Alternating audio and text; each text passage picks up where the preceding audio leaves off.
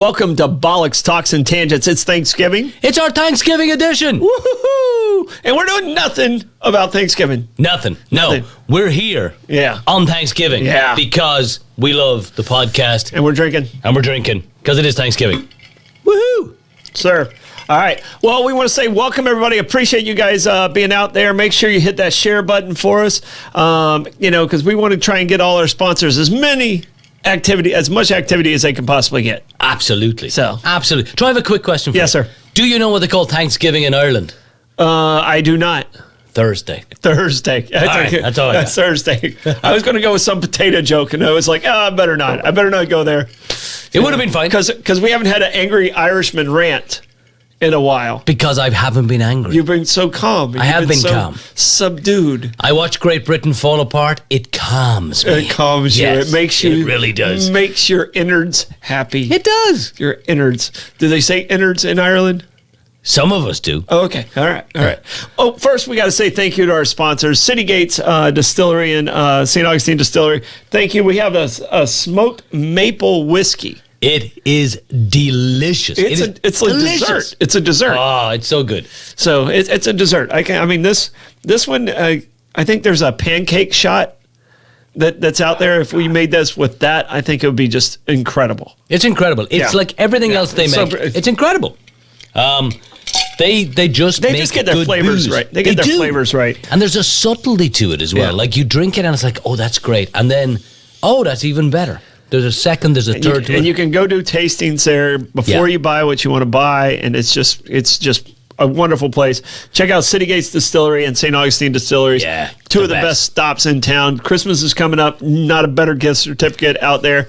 Just give them a gift certificate. Tell them to go down and try them out. That way they can get what they want. It's a perfect gift. All right.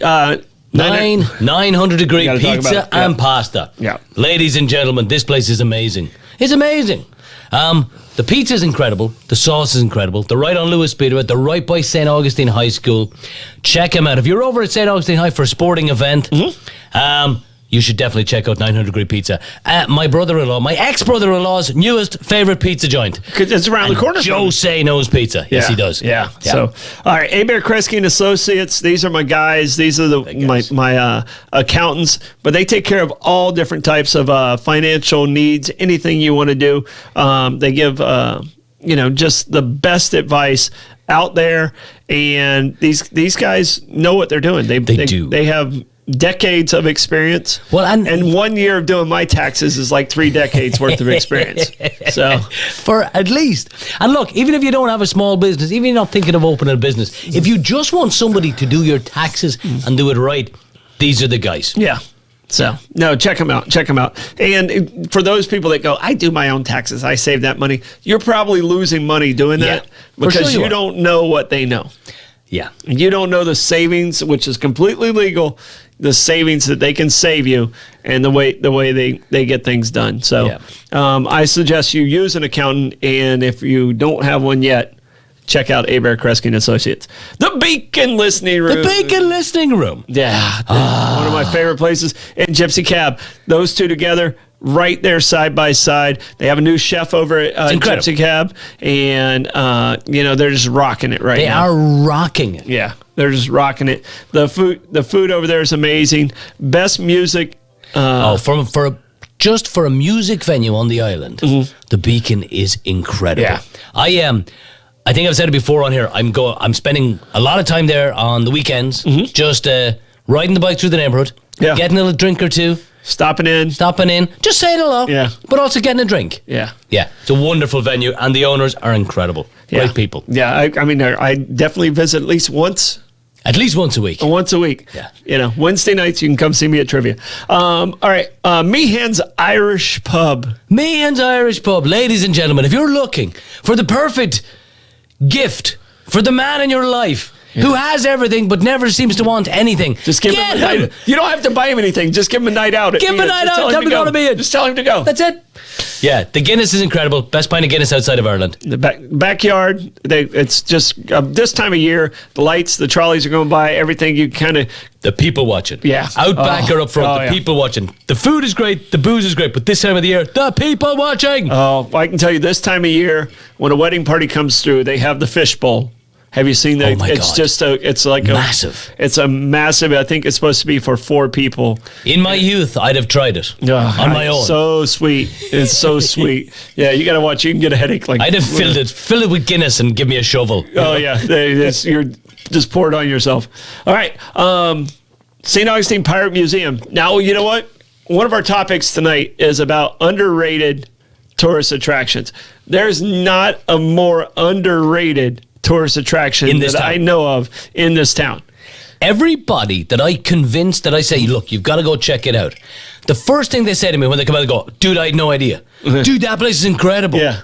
Everyone's skeptical. It's so good. Yeah. It is so fucking good. Yeah. No, they have real authentic artifacts, I mean, just they have one of the oldest Jolly Rogers in the world. When I'm in there, whatever way it's set up, the rooms just seem to flow into each other, but it doesn't feel like you are where you are, if that makes any sense. Yeah. When you go into the back of the museum, suddenly you're somewhere else. Yeah. And I don't know what that is. It feels like it transforms, and it goes from room to room. It's the back is definitely unique, but when you feel like you're under the interactive thing that they have in there is really cool. The whole place is amazing. Yeah. Great job. Right. But check them out, and thank you guys for being our sponsor. We really appreciate you guys for being there for us. Cheers to our sponsors. Cheers to our amazing sponsors. Make sure you support them out there. We do our best. All right, so we got to talk about, we talked a little bit about the smoked maple syrup, but we got to talk about word origins. It's usually how we start our show, with word origins. So today's Thanksgiving. It is. So I wanted to find out where the term cold turkey comes from. Cold turkey. See, I love that about you. Mm-hmm. You find the perfect word origin for the perfect day. Yeah, well, I found it on the way here. Just so, I didn't want to sound like I did a whole lot of research, and I asked Blake to Google it on the way here. That's how prepared I was. I wouldn't have admitted to that. Yeah. I'd have been like, yes, I did. Scholarly rabbit hole stuff. Yeah, it took me days. No, but I can tell you, cold turkey, and you know what cold turkey is. It's like cutting off drinking, cutting off not doing this. I'm not going to eat that. You know. Well, and it came from the use of using opioids in the 1920s. Okay. So when they stopped, they kind of got a little bit of the shakes, and they got a little bit of those things, and it's like, oh wow, he went cold turkey, and it transformed over into a lot of other things. Yeah, but how? Why turkey? I don't know. I don't know if it looked like a turkey, like it was gobbling. I don't know, but it kind of transferred over to that. That's fascinating. Yeah, cold turkey. Yeah. I love it. I mean, it's a great expression. Yeah, I think I'm going to go cold turkey someday. I've never gone cold turkey for sure. I quit drinking when the boy's mom was pregnant because she couldn't drink. So I felt like you probably used that as I had a designated driver. I had a designated driver. But I felt guilty. It's like because I was the one who got her in that situation. You're a much better human being than I am. So I went cold turkey for 8.5 months or whatever it was. See, I had the guilt gene removed when I left Ireland. Yeah, I don't have it anymore. I don't have that guilt gene anymore. It's a good gene to get rid of. Yeah, it is a good thing to get rid of. Okay, so mine is nothing to do with Thanksgiving, but it's got an animal in it. You had cold turkey, and I have every dog has its day. Every dog has its day. Every dog has its day. Okay. It's mentioned in Hamlet, Little Shakespeare. It says the cat will mew and the dog will have its day.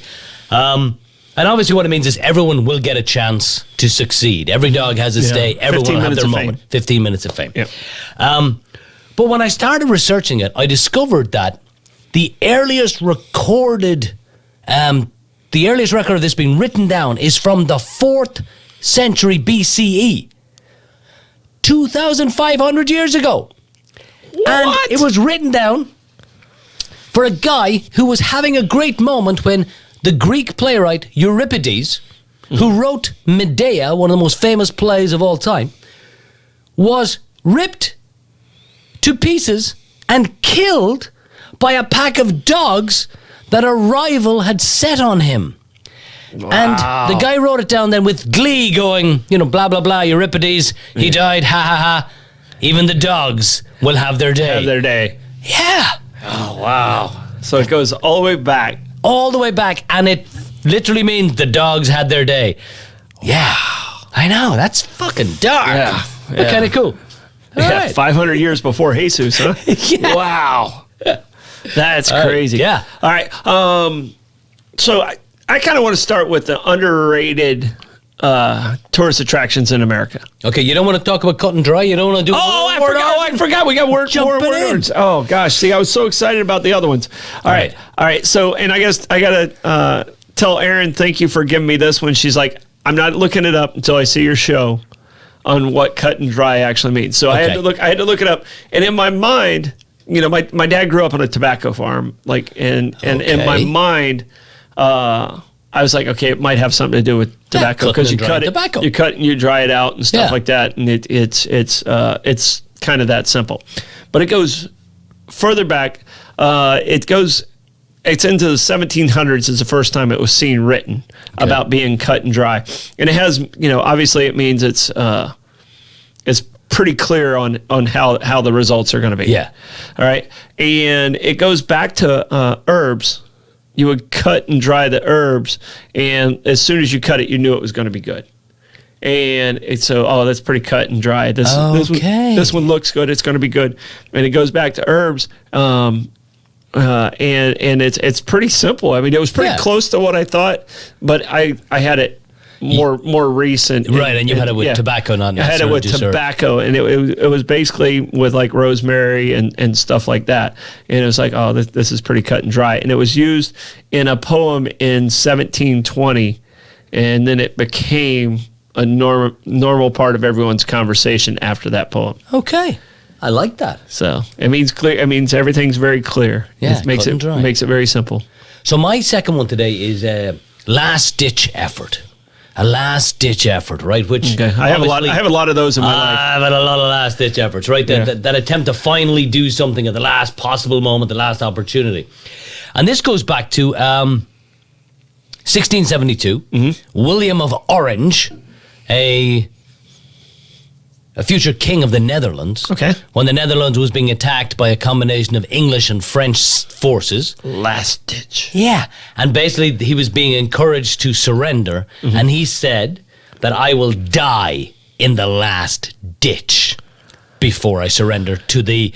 He had a word for the French. It wasn't real nice. What year was this? 1672. 1672. So I actually, in my mind, World War I. Right. It was all about the trench warfare and stuff like that. I had last ditch associated with World War I. Yeah, it makes sense. But it's still associated with war. Yeah. But it's, again, much earlier. Much earlier, yeah. Yeah. I like it. I will die in the last ditch. Yeah. Before I cede my land to the... something French. Not positive. But, Yeah, usually it's not. Usually it's not. They're not known for their manners. No, they're not. Not known for their manners.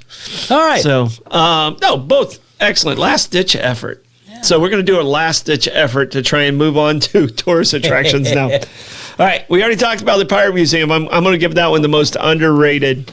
In town? Town. I agree. Pirate Museum's amazing.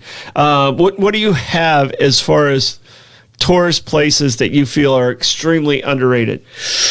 Well, I got a few. I want to talk about Western Pennsylvania, bizarrely. Okay. And then I also want to talk about Sandusky, Ohio.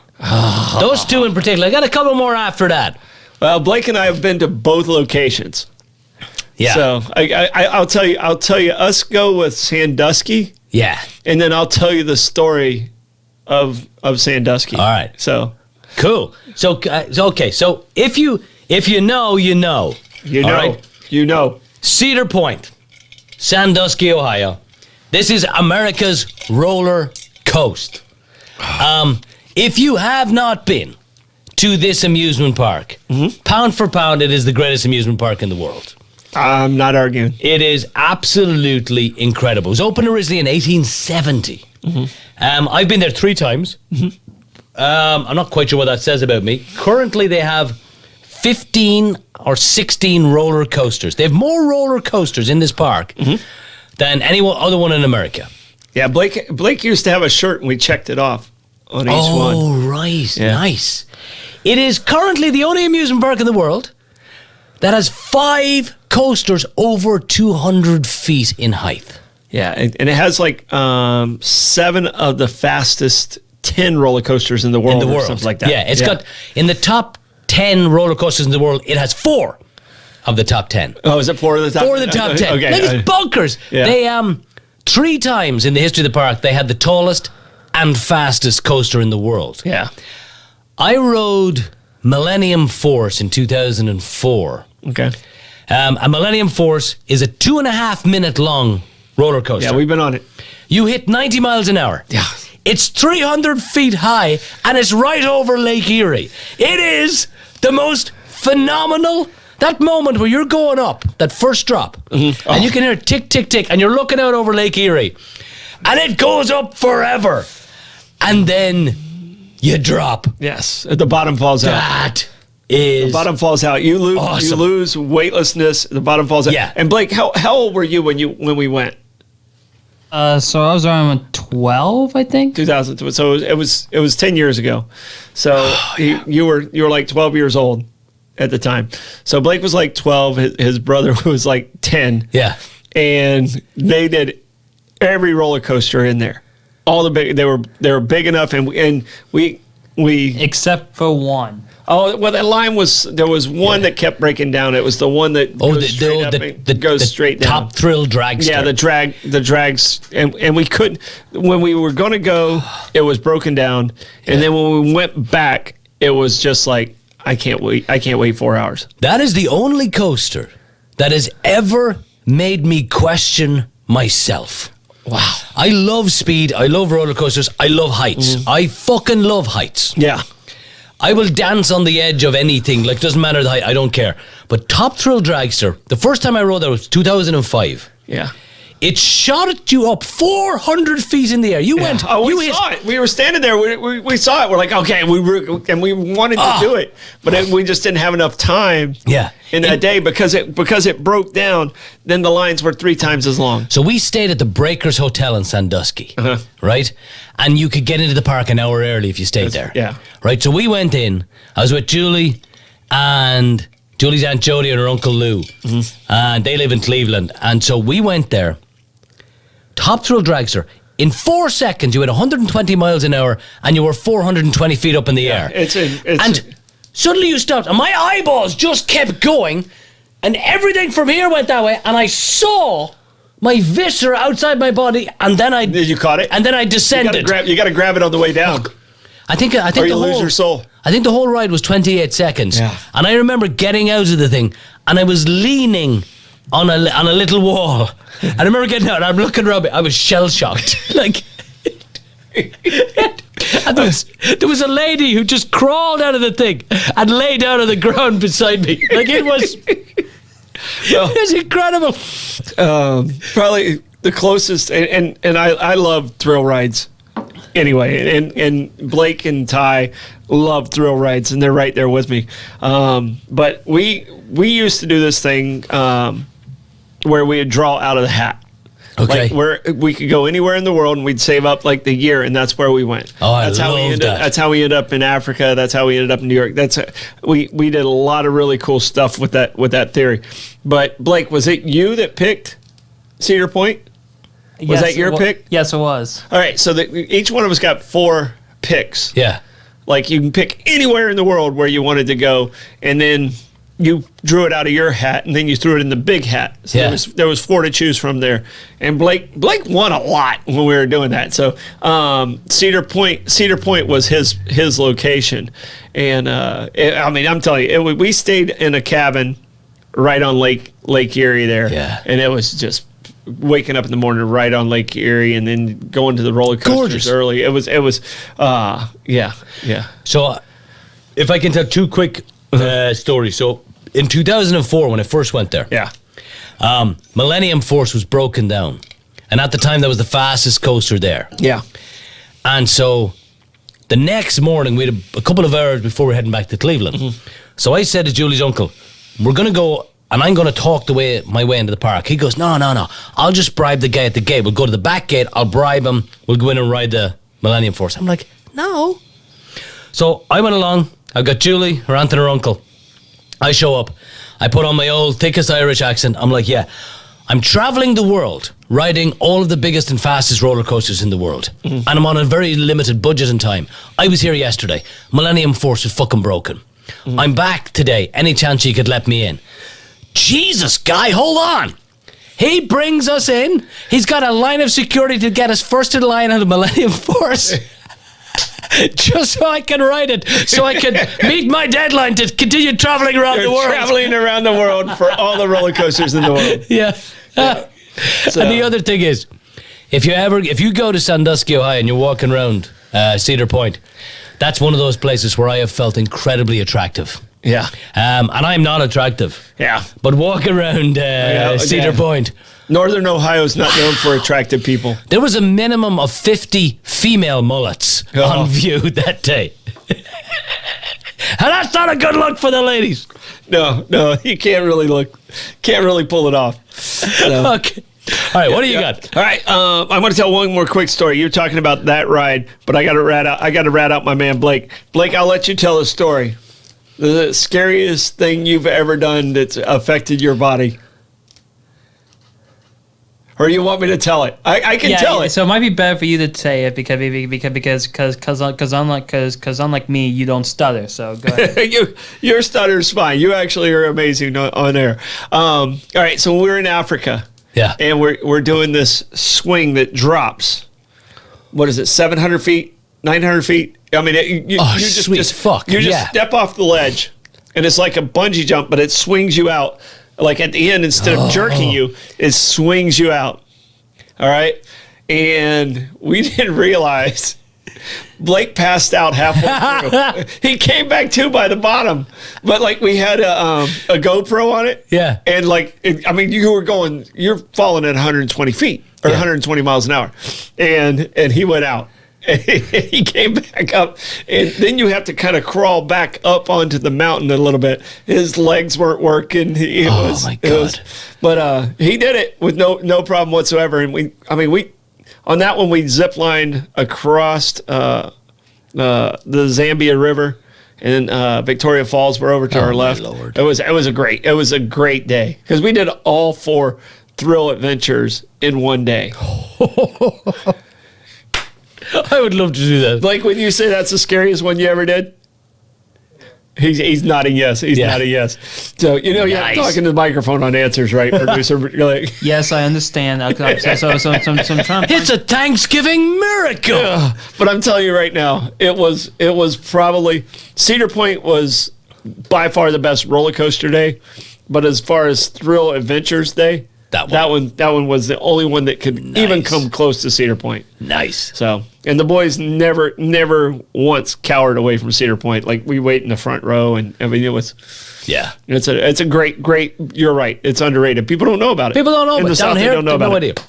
All right, the ones I went with were a little smaller.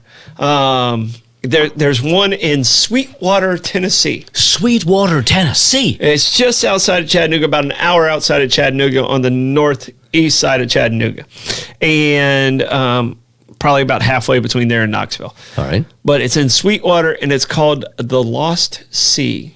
The Lost Sea. Have you ever heard of it at all? No. All right. So the Lost Sea is a cavern. And in the cavern, there's a 4 or 5 acre lake in the cavern.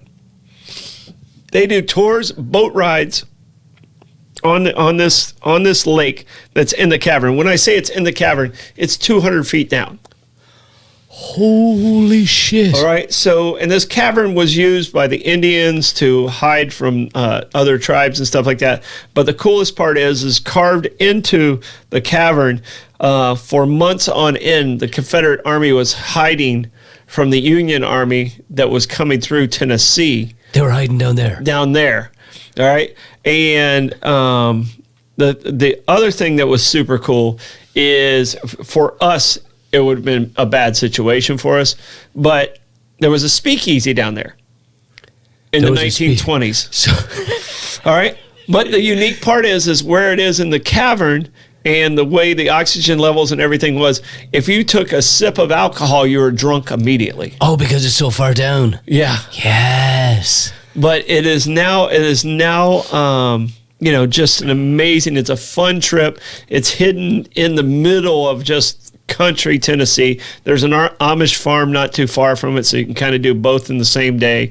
And it's in Sweetwater, Tennessee, and it's called The Lost Sea. Okay, that's fantastic. Yeah.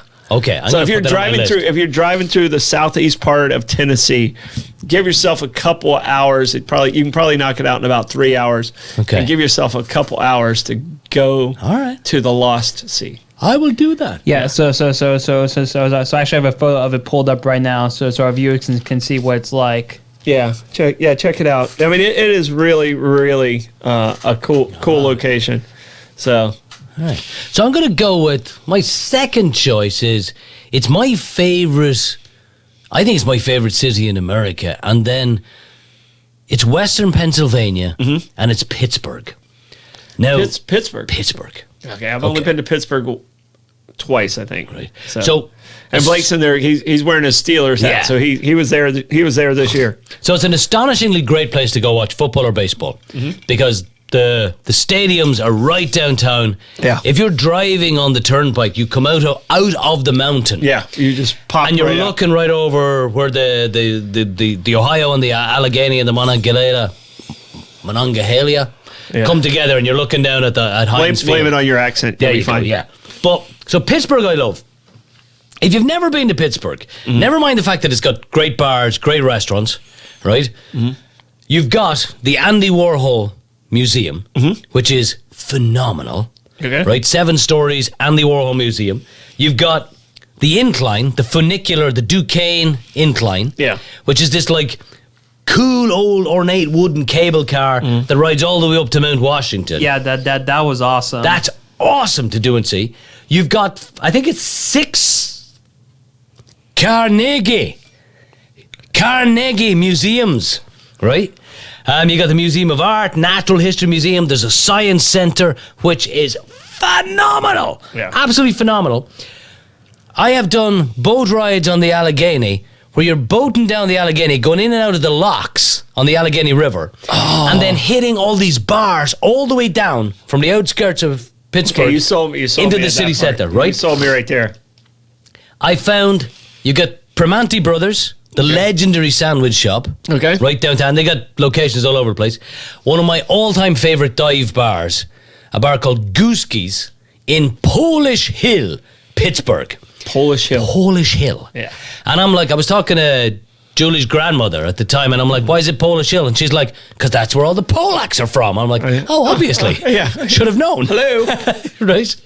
But when you leave Pittsburgh and you go 50 or 60 miles outside of Pittsburgh, you can go into, there's Connellsville, and there's a little state park out there, outside of Connellsville. Okay.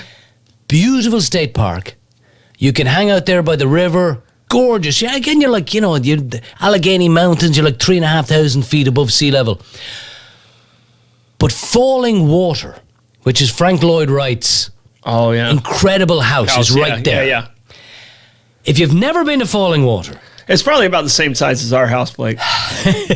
Yeah, it's not big. Yeah. It just has waterfalls coming through it and natural swimming pools from the waterfalls. But ours has waterfalls when the storms come. Yeah, during the last couple of hurricanes. But Falling Water, the design of it, he built it for the Kaufman family, who owned the biggest department store in Pittsburgh. Gotcha. But the design of the place, there's literally waterfalls going through it. But when you open windows, the windows open and then they open around the furniture. Because the place was so small and because he was building it into the side of rocks and mountains.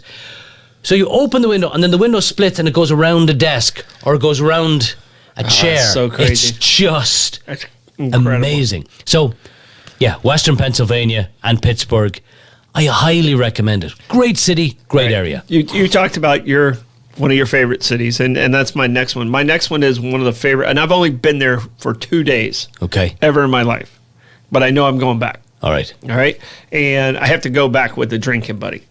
Okay. Because, I had drinking buddies with me, but I needed a full-on pub crawl at this place because I felt like I got cheated a little bit. And that's Portland, Maine. I could help you. Yeah, that's what I'm saying. I could help you with that. We might need, when the show becomes syndicated and we have enough travel money to put it into the production budget, Portland, Maine's going to be one of our stops. I might need to go with you. So it sounds like we're going to do the Allegheny River trip. Yeah. And then we're going to work our way over to Portland, Maine. Because I can tell you, I never felt like Savannah feels a little like St. Augustine. Yeah. But if I was to put St. Augustine in the north, it's Portland, Maine. Portland, Maine. Wow. So, I mean, and every place I went into, like you were talking about how nice the guy was at Sandusky, it was like every place hey, don't you know, it had that Canadian kind of vibe to it still. And was everything wicked good? Yeah, it was a lot of wicked going on. And weed had just got legal, so everyone was a little mellow too. But Portland, Maine is a city I want to revisit at some point. Okay. I've never been to Maine. It's one of the states I haven't managed to hit off the list. I did because one of the toughest parts of the Appalachian Trail is in Maine. Okay. And it's climbing Katahdin. And so I knocked that one out while I'm still, because I don't plan on finishing the Appalachian Trail until I'm like 75. Yeah, but I want to finish that part. I want all the flat shit when I'm 70. Yeah. So that's why I'm kind of doing the harder stuff now. Portland, Maine. Yeah. I would not in a million years have thought Portland, Maine was let's think about Portland, Maine. Okay. Yeah. No, I'm telling you right now. You're going to Google it when you get home. Actually, yeah. Yeah, that's a place we need to go. So, all right. Well, I'll give you. What else you got? I'll give you a spot that I was in by accident about a little over a decade ago. Okay. And I was traveling with a school group at the time. Mm. We went out to Grand Canyon, and it was Grand Canyon and Bryce, and we're doing that kind of stuff. Yeah. And I came across a place called the Valley of Fire State Park. Valley of Fire State Park in Nevada. It's only about an hour outside of Vegas. Okay. It doesn't get the credit it deserves because when you're out there, you can go to Bryce, you can go to Zion, you can go to Grand Canyon, right? There's all these places. Yeah. But Valley of Fire, there's nobody there. Mm-hmm. And it's this red sandstone. Yeah. And there's all these... I'm assuming it's part of the Red Rocks, mountain ridge all there. Part of that. Yeah, because I rode some horses through the You've Red got Rocks. All these orange and pink rock formations. You've got slot canyons.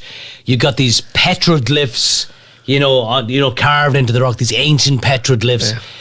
There's at night the stars out there are bonkers. It's crazy, bonkers. But I'm not joking. You were 1 hour from Vegas. Mm-hmm. It's two different worlds. It's two different worlds. Like people don't understand. I guess it was like 3-4 years ago. It's 3 years ago now. I did a sunrise helicopter ride down into the Grand Canyon and landed on it. And there's a Indian reservation that works with the tour group, and they allowed us to land on their side of the Grand Canyon. And I'm telling you, that area, like in the morning, you're in Las Vegas. Yeah. All right.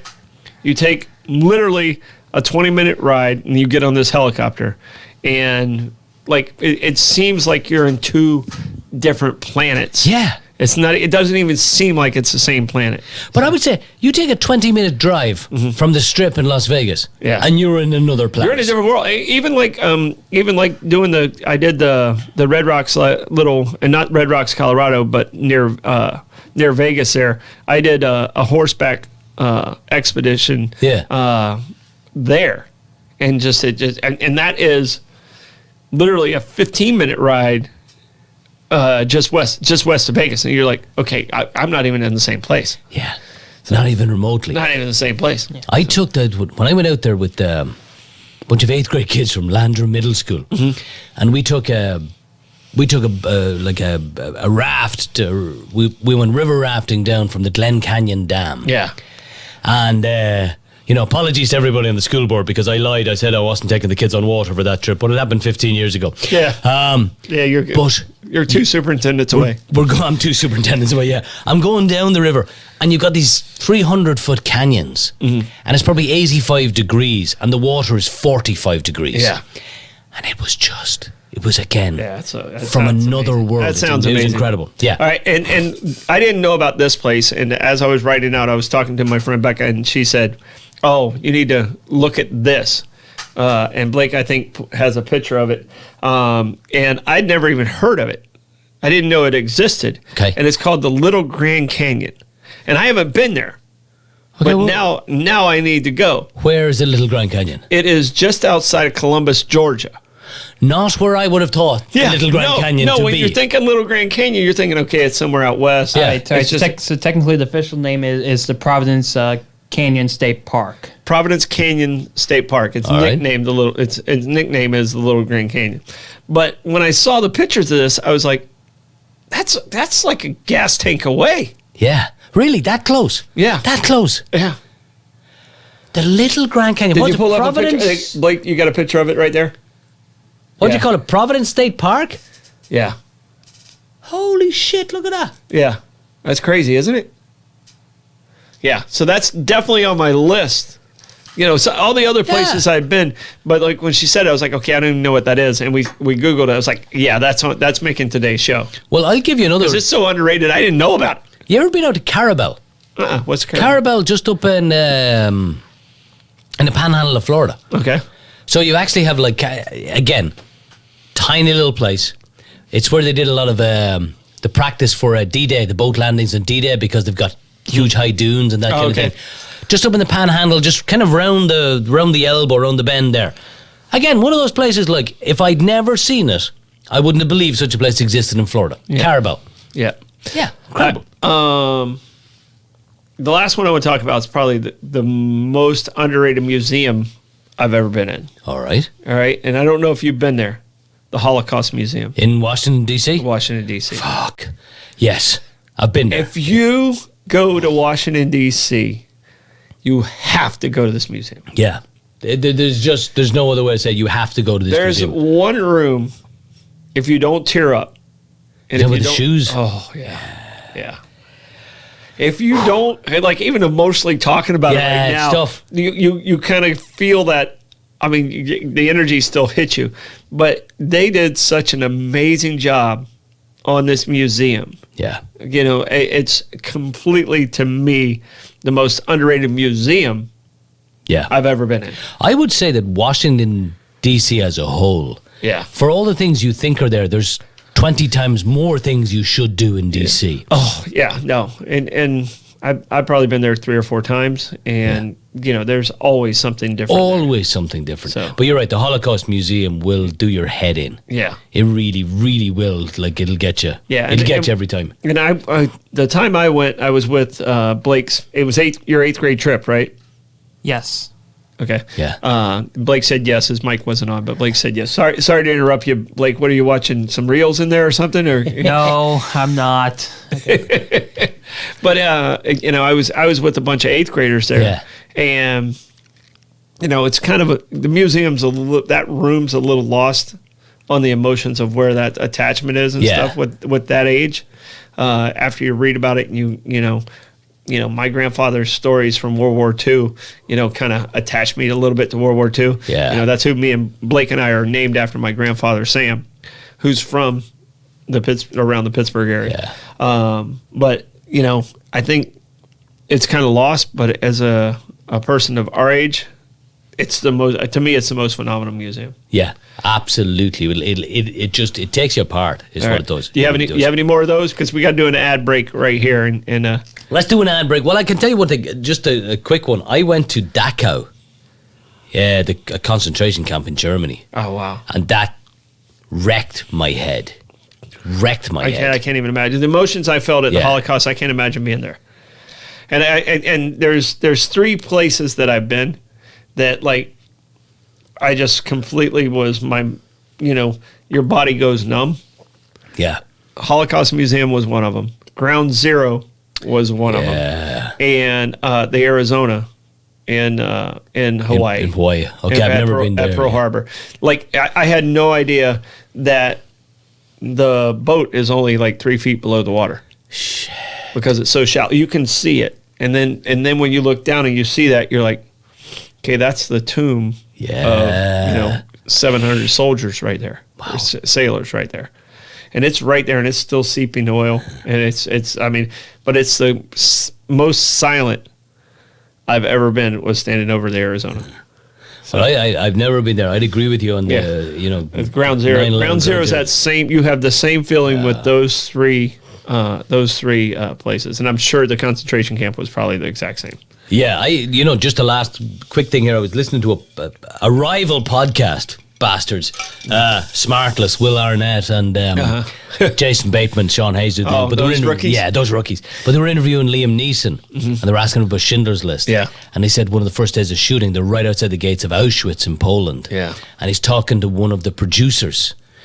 And one of the producers, Liam Neeson, was like, I'm going over some stuff with him, I'm asking some questions. And the producer says, see that hut over there, the third to the left? And Neeson goes, yeah. And he goes, I was in there. That was mine. Oh, wow. And Liam Neeson just suddenly said, I couldn't do the movie. Yeah. He goes, it wasn't a movie anymore. This was too fucking much. It was too much.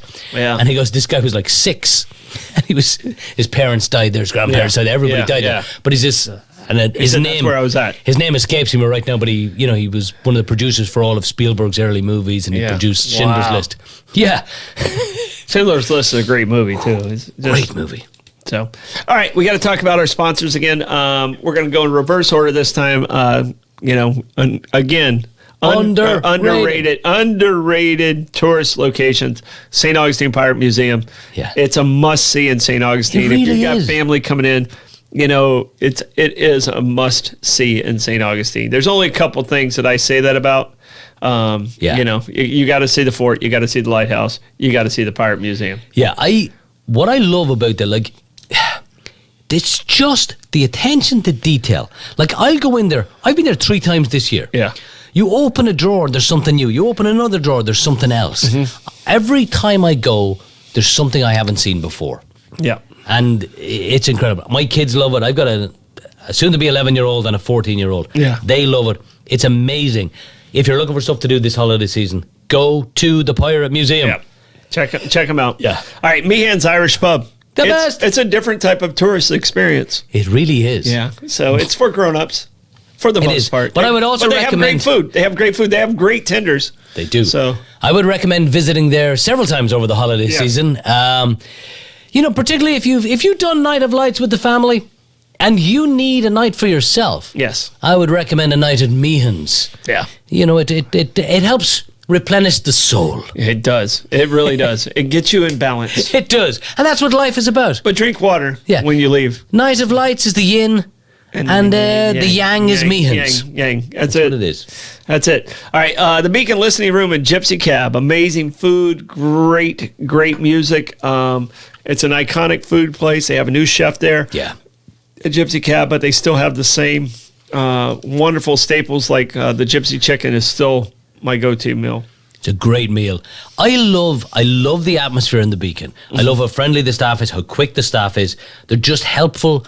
But for me, it's a fantastic location. If you live on the island and you haven't been to the Beacon or you haven't made a regular spot, go there when they got live music. It's incredible. Yeah, it's incredible. Or you can come on one of my Wednesday nights. Come on one of your Wednesday nights. Because you got to have reservations there. Yeah. Yeah, so it's getting kind of popular. I don't know why. All right. Abare, Kresge and Associates, can't say anything more about these guys. They are just the best. They're the best at what they do in the accounting field. Like I said, they have decades of experience. They're the best. Not calling my man Billy old, but we're starting to get there, man. We're going there. We're getting there together, which is nice. You're aging him, though. Yes. Yeah, I am. I've definitely aged him along the way. But they are the best accountants in town. And on top of that, they are so nice. Like, no job is too small, no job is too big. They're just wonderful, wonderful people. And I can't say anything better about anyone like that. They're there to make things easier for you. Yeah. And they understand that's their job, and they thrive on that being their job. Yeah. So, all right, 900-degree pizza and Love pasta. it. I love the pizza. The pizza's great. The sauce. The sauce. Try the sauce. I'm telling you, it is so good. Look at if you've got a kid at St. Augustine High, if you're over at St. Augustine High, if you're in the parent pickup line at St. Augustine High, call 900-degree pizza and pasta. It's right there. The pizza is phenomenal. Oh, phenomenal. They have the state-of-the-art oven there. I mean, it's I have not had a bad meal there. No, it's just it's great pizza. It's great pizza. Yeah, and we appreciate, the entire crew over there. They do an amazing job. All right, City Gates Distillery and St. Augustine Distillery. Yeah, the bomb. Yeah. I'm telling you, Christmas is coming up. I can't think of a better gift than a gift certificate to these two locations. Oh, no. Go in there and explore. Do the tour at the St. Aug Distillery. Well, you purchase a gift certificate for them, and then you send them in. Yeah. And let them do, and that way they can buy whatever they like coming out of there, and they'll probably buy 3 or 4 more. And again, look, I would say there are several, there's several great iconic restaurants in St. Augustine. Yeah. But you do the tour at St. Augustine Distillery, and then you go get a meal at the ice plant. Yeah. Look I've lived in this town long enough. You remember when the ice plant was a shell of an empty building. It was a movie production place.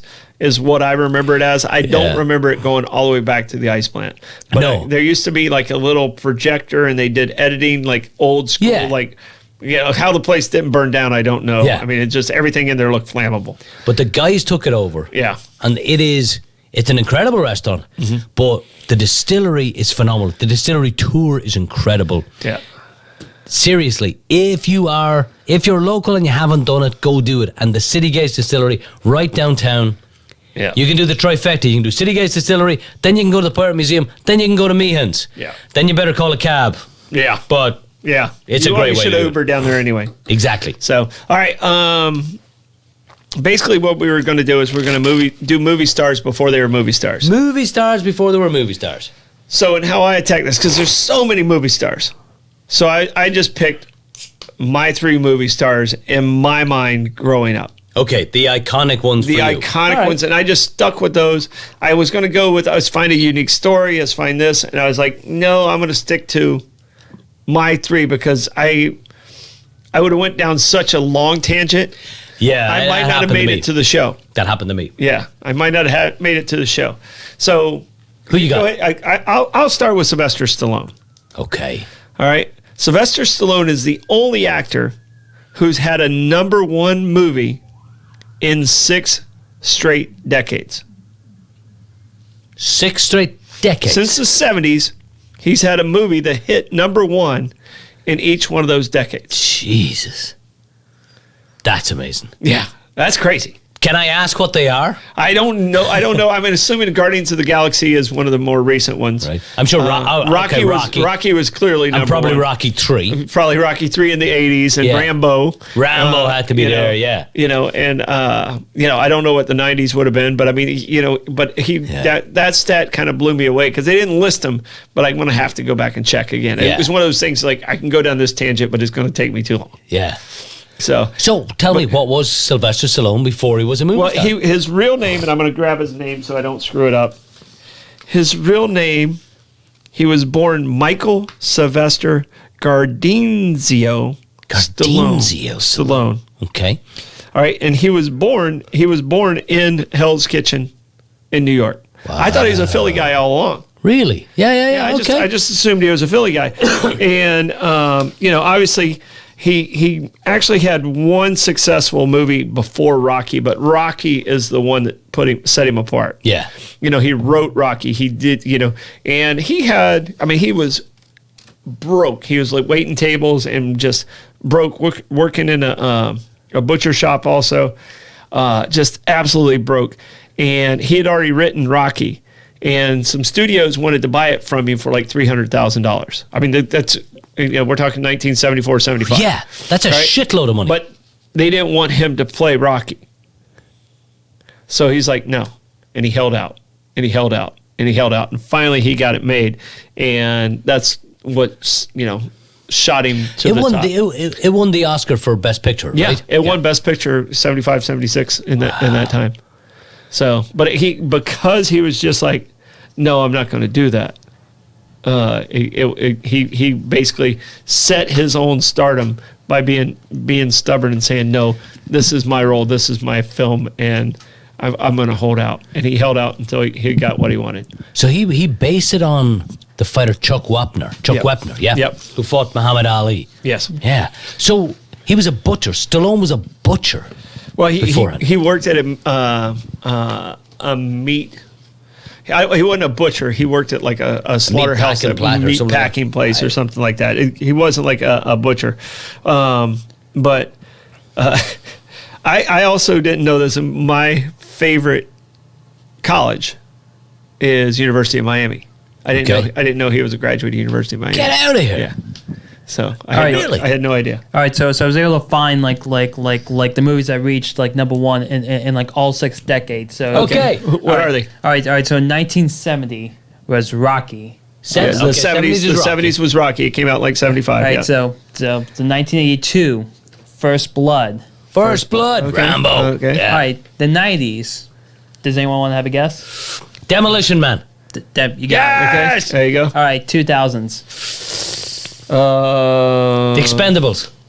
No. It doesn't say on here, but guess another movie that's on here. I don't know. So it's a movie called Driven. Oh, it was the Indy the car. Formula One, Yeah. IndyCar thing. Yeah. That made it to number one. I'm shocked Yeah, at that. it's It was okay. It was an okay movie. Yeah, and then 2010s. 2010s, I'm going with the first Guardians or something. No, actually, The Expendables was his first The one. Expendables. Okay. And then 2020. That's the Guardians. No, Still not Guardians? The Suicide Squad. Suicide I Squad. forgot he did Suicide Squad. Okay. Holy shit. Yeah, and now he's got a new series out. So Tulsa King. yeah, new series out there. You know, I once, the first time I was in Philadelphia, I ran up the steps to the Museum Museum of Art, and I got up to the top and started shuffling around, and there was a security guard, and he turned around and he goes, wow, man, I've never seen anyone do that before. But it's got to be done. Then you throw your Irish accent at him. Like, I'm doing this all over the world. All iconic movie places. Yeah, that's what I'm doing. I'm going to raid into. Fuck, it was great, though. His delivery was magic. You know? Brilliant. So I got one for you. Okay. And we were talking about 9/11 earlier on. Yeah. Steve Buscemi, Yeah. who I believe He was a fireman, wasn't he? he was, but what did we say earlier? He would play you. He would play me if in my biography. Like if you had to pick an actor who would play me, you would either pick Steve Buscemi or a guy who we used to look alike. I don't look as much like him since I grew the beard. Is Ed Norton Jr. Ed Norton, yeah. Fight Club. Yeah. Nice. So Steve Buscemi was a firefighter. Yeah. And he did the FDNY firefight test when he was 18. Mm-hmm. And for 5 years, he worked in Manhattan in the 1980s out of Little Italy, Engine Company 55. And after 9/11, Buscemi worked searching for survivors in the days after 9/11, 12-hour shifts with his former brothers on the he was already an actor at this point. Oh yeah, he was had been in tons of movies and no publicity, nothing at all. And it was only about 2013 or 2012, 2013 that the fire departments in New York confirmed that it wasn't just a story. Yeah. That it was real, and Buscemi had worked for it wasn't an urban legend. It wasn't was an urban legend. 3 or 4 weeks after 9/11, he was putting in 12-hour shifts back with his old firefighting brothers. Yeah. It's pretty fucking cool. Yeah. No, I knew he was a firefighter, but I didn't know that he did that. And, and just a great actor. Just a great actor. He's one of my favorite actors. He's a great actor. Yeah. And he's just got that lovely hangdog, miserable look about him. Yeah. I like him a lot. Good dude. Good dude. Yep. All right. Probably my all-time favorite actor, Clint Eastwood. All right. Westerns were big in Ireland, weren't you? My favorite line from any Western of all time is the outlaw Josie Wales. Don't piss down my back and tell me it's raining. Tell me it's raining. I love it. Yeah. There's so many great ones. I mean, do you remember what the dog's name was? No. Dog. Fuck. Dog. Okay, it was just dog. Fuck. He'd spit in the dog's eye. Dog. So Clint Eastwood was your guy, huh? Clint Eastwood was my guy. And some of the things, and I'm going to grab it real quick again, just so I don't mess up. But Clint Eastwood, I mean, he's been the mayor of Carmel by the sea. California. Yeah, in California. He kind of got his break in Rawhide, the TV show. Rawhide. Yeah. He was born in 1930 in San Francisco, California. So he was already kind of in the mix of everything that was there. Jesus, he's 92. Yeah, he's still kicking. Probably. He's been married 5 times. Hey. All right. And when it said, okay, I want you to look at what it says about children. All right. I just laughed. Okay. Read what it says about children. At least 8. Well, They're not sure. Well, he's not sure. How many kids he got? Maybe. I don't know. He has at least 8. So, but he actually was in the military from 51 to 53, and he kind of started pushing his career a little bit after that, and he didn't get his break until like 1963. Jesus. So he did a lot of different odd jobs. You talk about a guy who's won every possible award in movies. Yeah. But he was in the military from 51 to 53. So many great movies. Oh gosh. Jesus Christ, like the Man with No Name. Yeah. The Good, the Bad and the Ugly, like the any of the Dirty Harry movies. Yeah. I mean Unforgiven is such a great Western. Yeah, and one of the coolest things about him is he's of, you won't like this part, but he's of English descent, and his family has direct ties to the Mayflower. Really? Yeah. Passenger William Bradford was a 12th. He's a 12th generation. He's a 12th generation born North American. Wow. Okay, what's your favorite Eastwood movie? You already said it. Josie Wales? Josie Wales. Okay. Josie Wales. I mean, of his new stuff, $1 Million Baby, I thought was amazing. Great film. And I like Gran Torino. I wasn't a big fan of Unforgiven, though. A lot of people it won a lot of awards and stuff like that, but I was not a huge fan of Unforgiven. So I watched it again a couple of years ago, late night, and it is fantastic. It holds up. It holds up well. Yeah. Yeah. Oh, and Gene Hackman's in it. Oh, yeah. Brilliant. Yeah. Brilliant. So, but and I kind of thought of Clint Eastwood as he came up as a pretty poor guy and stuff like that, but he actually grew up in a pretty affluent family. Yeah. So he came from a family that did okay. Yeah. Good for him. All right. So his dad was a manufacturing executive for Georgia Pacific, so it kind of allowed him to chase some of his dreams a little bit. Yeah.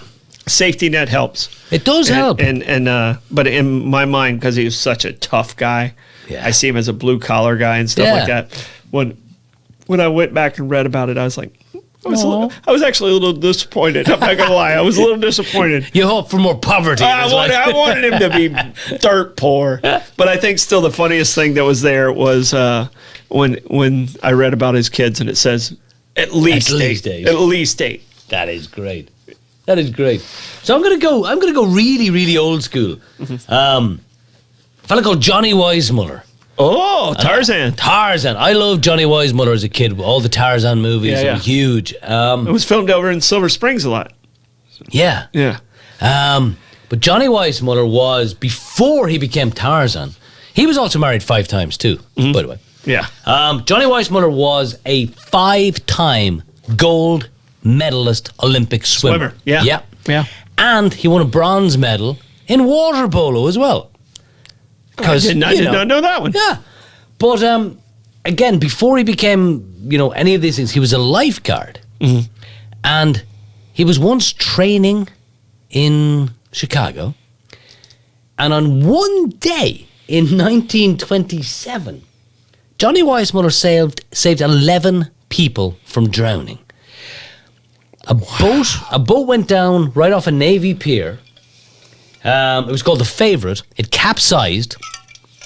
Weissmuller happened to be in the area, not working, went into the water on 11 different occasions and pulled 11 people out. Now, something like 19 or 20 people died in this boating accident. But he was able to save 11. He saved 11. He went into the water 11 times, dragging people out and going back in. And the story I read was he's not just running in and getting people. He's going into the fucking cold water and swimming considerable distance, getting someone, swimming out and going back in. But he was a specimen. I mean, I remember him of a man. as Tarzan, and it was a Saturday morning thing. Yeah. You watched your cartoons and Tarzan, and then the game of the week would come on shortly after that. But I mean, he was. Who came out? Ron Eli came on after him, but it was like the Weissmuller ones were the best ones. Oh, yeah. He was... by far the best Tarzan. Yeah. He was an absolute specimen of a man. Yeah. Yeah, and so I grew up watching all the Tarzan stuff, like crap morning television in Ireland was, we saw Flash Gordon and Tarzan. Did you not have cartoons? Not really. We got some cartoons. You got some Scooby-Doo? No, Yeah, Tom we and got Jerry? Scooby-Doo, Tom and Jerry, Okay. But it was all like, rerun of American back stuff. for like the 40s and 50s stuff. Yeah. Gotcha. So that was our stuff. So Johnny Weissmuller was a huge part. Well, everybody growing up in Ireland in the 1970s did the Tarzan. Yeah, we all had. And everybody had one. And people bragged about who had the best Tarzan. So did you shift it over to like the Wookiee sound? No. I was never a Star Wars guy. You were never a Star Wars guy? Never cared about it. All right. Much more about Tarzan for me. Tarzan and John... we only got 5 minutes left. 5 minutes I know you have another good one. My other one was Burt Reynolds. Oh, go on. Burt Reynolds, another guy who just in the 1970s he just controlled the world as far as movies go and stuff like that. So I didn't realize, and one of the things that I found out about it, I didn't realize that the Tampa Bay Bandits, I don't know if you remember them, the USFL team. Yeah, Spurrier played for them. I think it was like their coach. Yeah, I think it was it was one of their first coaching jobs. But I didn't realize why they were called the Bandits. Because of Smokey and the Bandit. Yes, Smokey and the Bandit, and he was a minority owner. They called it the Tampa Bay Bandits, and I had no idea that that's the association of why they called it the Tampa Bay Bandits. Well, and he played football at FSU, right? He was a running back and quarterback. Got hurt, didn't really get to play a whole lot. Yeah. He went to a JUCO. One actually, he ended up at Florida State, not necessarily on a football scholarship. It was on an acting scholarship. Right, a lot of people don't know that FSU was a tremendous film school. Oh, it's amazing film school. Even the documentary that I have, I say the students are from FSU because as far as like film and those things, FSU is the school to go to in the state of Florida for film. No question. Yeah, no question. So Burt Reynolds. So why was he your guy? Tell me what. When I grew, I'm a Gen Xer, obviously, and I gravitated towards tough guys. The other one was Sean Connery. Those are the four that I really gravitated to. I mean, Sylvester Stallone. I mean, Clint Eastwood was my first one, and then I'd say Burt Reynolds, then Sylvester, and then Sean Connery. Yeah, those are my four main guys. Like just growing up, and I don't think we have actors like that anymore. No, like Ryan Reynolds. I like Ryan Reynolds, but he's funny like Burt Reynolds. Yeah, but he's. But these guys were like Burt Reynolds was a football player. Yeah, right. Like you talk about other guys. Paul Newman raced cars. Yeah, and fucking won Le Mans. Yeah, like these were badasses. They weren't afraid of being men, and that's badasses. Steve McQueen. Yeah, fuck Steve me. McQueen was awesome. So all right, we got time for one more. Okay, so my last one, I was just going to talk about great athletes. Oh, okay. Great athletes who became movie stars. Great athletes that have become movie Right? stars, yeah. So everyone knows about The Rock. Weissmiller's, Johnny Weissmuller's a great athlete, yeah. Obviously, we know about The Rock. Played for the Hurricanes, Miami Hurricanes, right? We know about Burt Reynolds. Terry Crews. Yes. Terry Crews played for the Rams, the Eagles, the Redskins, right? O.J. Simpson. Yeah. A lot of people forget that O.J. was in a shitload of movies. Yeah. Naked Gun. Tower Inferno. Towering Inferno. Yeah. Like, O.J. was funny. Yeah. I mean, but he played for USC, Heisman Trophy winner, and with the Buffalo Bills, he rushed for over 2,000 yards. 2,003 yards. He had the record for a long, long time. He did. Yeah. Tommy Lee Jones. Okay. Tommy Lee Jones played for football for Harvard. Yeah. And roommates was Al Gore. Al Gore. Yeah. Yeah. And then another great tough guy, Jason Statham. Okay. Jason Statham was a diver. I didn't realize that. Yeah. Jason Statham was a diver. He represented Great Britain. Hurts me to say that. In the Commonwealth Games of 1990. Yeah. Phenomenal athlete. Phenomenal gymnast as well. Well, the rifleman, Chuck Connor. Chuck Connor. He was a baseball player. He played for the Dodgers, and he was in the major leagues. Holy shit. Yeah, he was in the major leagues. Yeah, a lot of these guys. Liam Neeson was a boxer. Okay.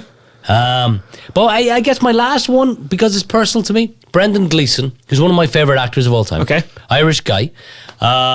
In Bruges. You've seen In Bruges, I hope. No, I have not. Oh, shit. In Bruges is one of the best films. Okay. In Bruges, you've got him, Ralph Fiennes, Colin Farrell. They're hitmen who've done a job wrong, and they have to go for a weekend to Bruges in Belgium to hide out. Oh, okay. It's dark In as Bruges. fuck, and it's brilliant. Yeah. But Brendan Gleeson's been in Braveheart. He was one of the guys in Harry Potter. But he was a teacher for 8 or 9 years in Dublin. And both of his kids now are actors. One of his kids was in all the Star Wars movies, all the new ones. That's Blake. Yeah. Blake just held up a sign to us that was blank. It's still blank. It's still blank. I'm struggling to understand your message. He's saying wrap it up. Oh, that's why I was blank. He's saying we're talking too much. But Gleeson, 8 years, taught high school in Who Dublin. else? Some famous singer was Sting. Sting a From teacher? Police. I think it was a school teacher. Might have been.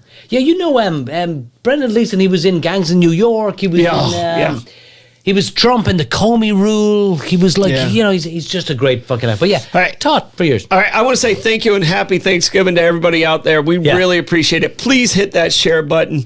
You can catch us every week, 6:34. 6:34. Even on 6:34. Thanksgiving, we are here. We're here. And this is Bollox Talks and Tangents, and have a great week.